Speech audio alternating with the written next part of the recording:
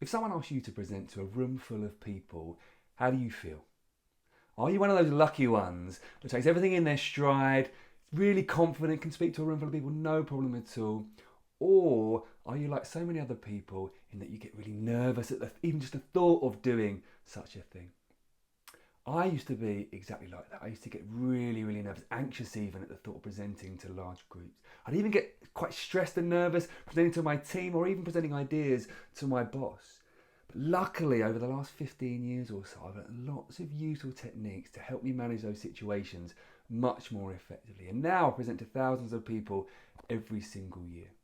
So for the next few minutes or so, I'm going to share my 6 top tips for presenting more confidently.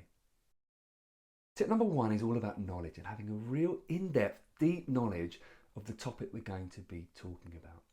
Often we can worry about what questions we might get. We might be worried about what challenges people might put our way and we might not know how to respond to those. But the more knowledge we have around a subject, the more likely we're going to be able to answer those tricky questions and deal with those tricky challenges that might come up. It will help you to prepare for those. Think about what are some of the questions that are most likely to come up. What are some of the answers that I therefore need to prepare? And the more we do that, the more research we do on our subject, the more prepared we are for it, the more confidence we can take into the room with us. Good, strong knowledge also helps us to move away from having a script. Sometimes we can be too reliant on that piece of paper that's in front of us or the notes on those cue cards. We're looking down, we're trying to remember where we are. We perhaps forgot the word that we're supposed to say and so on, and it can throw us completely off balance. If we have really in-depth knowledge, we can move away from scripts and just start to work with prompts.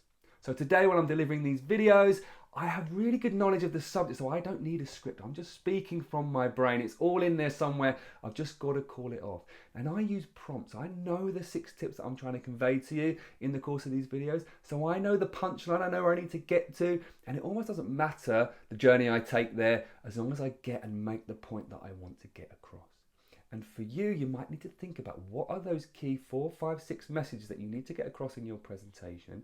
Think about the way that you need to deliver those really key messages and stop worrying quite so much about the exact wording you might use on that way, because scripts are going to make it much more laboured when you're delivering. You're going to be worried about whether you're getting the exact words in the right order. You're going to be looking down at your script quite often. It's going to make it much more difficult for you to present and deliver in a really effective way. If you're not worried about the script, you can start worrying about how you're going to deliver that information in the most compelling way possible, and knowledge will really, really help you to do that.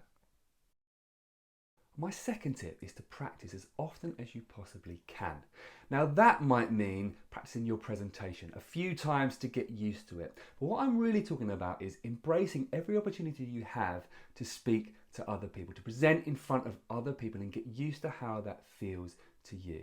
And just like so much stuff that we do, whether it's in sport or work or wherever, the more we practice, the better we are going to get. I used to be really nervous about these things. I used to shy away from them. Someone would ask, oh, can anyone present on this? And I'd wait for my colleagues to do it. Or I'd conveniently be off on leave when the presentation was coming up or whatever it might be. And I used to avoid those situations. But over the last few years, I really embrace every opportunity to go out there and present. And the more I present, the more confident I get, the more knowledgeable I get, the more I'm used to responding to different questions, different scenarios. And that practice really does make perfect. So next time they have the opportunity to go out and present, rather than shying away from it, go and embrace it. You'll learn a lot, and each time you're going to get better and better.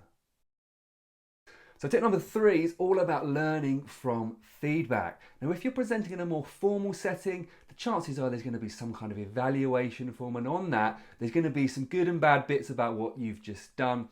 The good bits, obviously, we can learn so much from the bits. They're the bits that we want to do again and again and again. There's also likely to be some bad bits on there that we can learn from. Don't shy away from those. Don't try and avoid listening to the bad bits. We can learn so much from those and help us be better next time and next time and next time. I remember when I was much younger, I used to get told I speak too fast, and that's something that I've really had to work on to try and be more measured. I still haven't nailed it. I still do speak too fast sometimes, but we can learn a lot from that feedback. In more informal settings, we can ask our bosses, how did you think that presentation went? Was I clear enough? Anything you'd like me to do differently next time? We can take the same approach from our team. So whether you're doing a formal presentation or more of an informal one internally to your organisation, we can still ask for feedback, we can still learn a lot, and we can still get better every time we're doing this. And the more that we learn, the more we're going to improve and the more confident you're going to feel next time you're delivering, because you know you're going to hit the mark, you know you're going to meet their needs much more often than you did the time before and the time before that. Tip number 4 is all about knowing your own strengths. So for example, some of you out there might be hilarious naturally. You might be really gifted at telling jokes, and so you're going to put jokes in your presentation. You're going to have people rolling on the floor laughing. It's going to be great. For others of us, and I include myself in that, I am not a natural comedian. I'm not very good at telling jokes. So if I put a joke in my presentation, the chances are I'm going to kill it. No one's going to laugh. There's going to be tumbleweed rolling through, etc.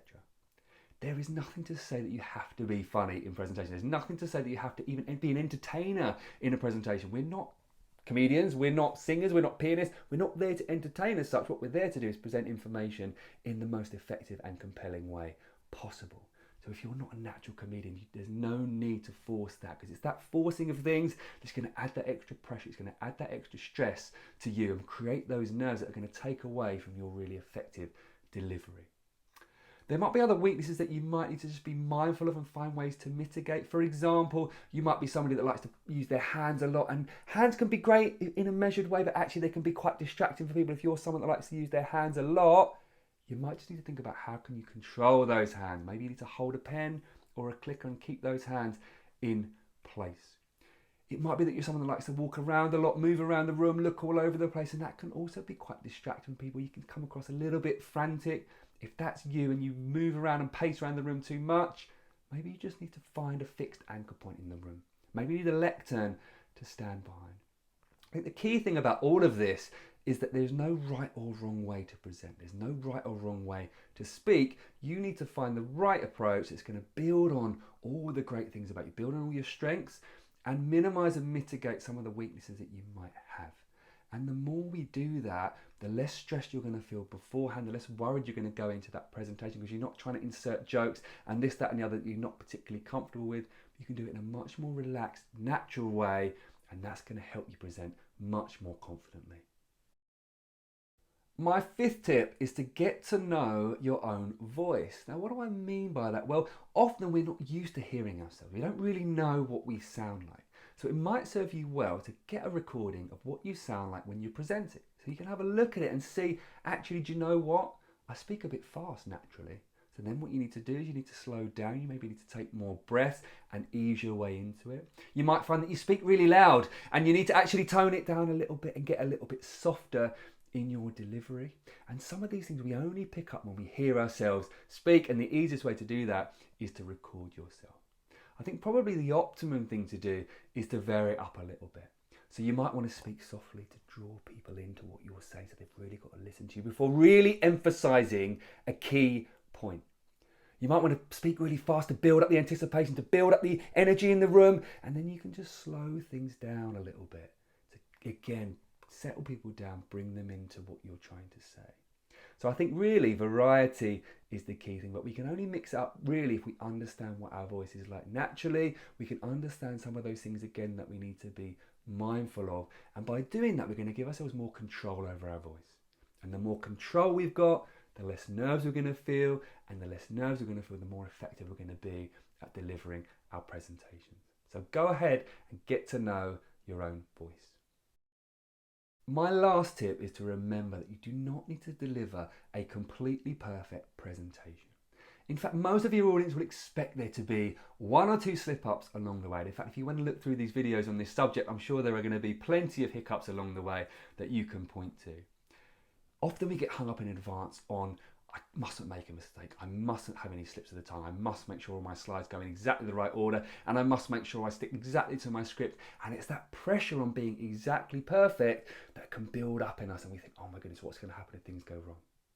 The answer is, if things go wrong, nothing is going to happen. Most people won't even notice. Nobody's going to judge you on it. And as long as you get back on track fairly quickly, it's going to be absolutely fine. What people really want more than a perfect presentation is to see someone genuine, somebody authentic, somebody real in front of them that knows their stuff, that's passionate about the topic, and that is a real person. I'd spend much more of your energy on coming across in a really genuine, authentic way than on making sure your presentation is absolutely word perfect. And if you remember that, it will just take the pressure off you and you'll be much more relaxed next time you're presenting to a large group.